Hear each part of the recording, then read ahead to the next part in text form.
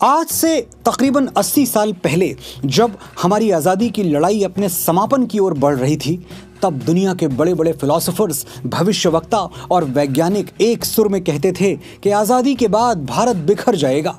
जिस देश में हजारों बोली भाषाएं हों, हर 100 किलोमीटर पर तीज त्योहार बदल जाते हों, खान पान बदल जाते हों, उस देश का कोई एक भविष्य नहीं हो सकता।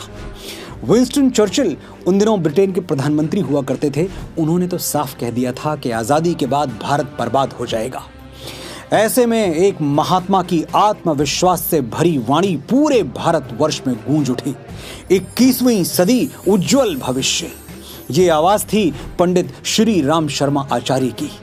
उस समय पूरी दुनिया गुरुदेव के इस वक्तव्य पर हंसी थी, लेकिन आज देखिए, हमने गुलामी का पिंजरा भी तोड़ दिया और जिन्होंने हम पर 200 वर्षों तक राज किया, उनको इकोनॉमी की रेस में भी पीछे छोड़ दिया।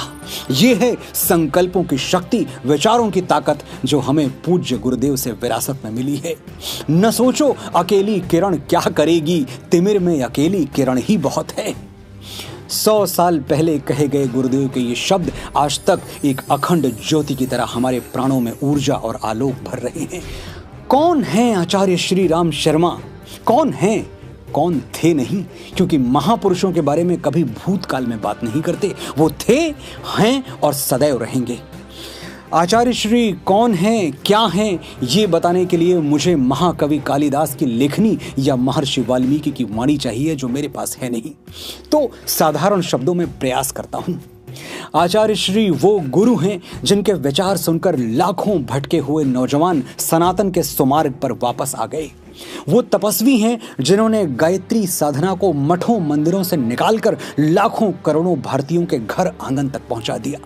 आचार्य श्री राम शर्मा वो रचनाकार हैं जिन्होंने एक दो नहीं 3400 से ज्यादा पुस्तकों की रचना की और दुनिया के सामने सनातन धर्म की वैज्ञानिकता सिद्ध कर दी। आचार्य वो युग दृष्टा हैं जिन्होंने आज से 100 साल पहले ही घोषणा कर दी थी कि अगर हम अपने कर्म बदल दें तो सतयुग की वापसी फिर संभव है। हम बदलेंगे, युग बदलेगा। ये पूज्य गुरुदेव के विचारों की ही शक्ति है कि आज 15 करोड़ से ज्यादा लोग अखिल विश्व गायत्री परिवार से जुड़े हुए हैं।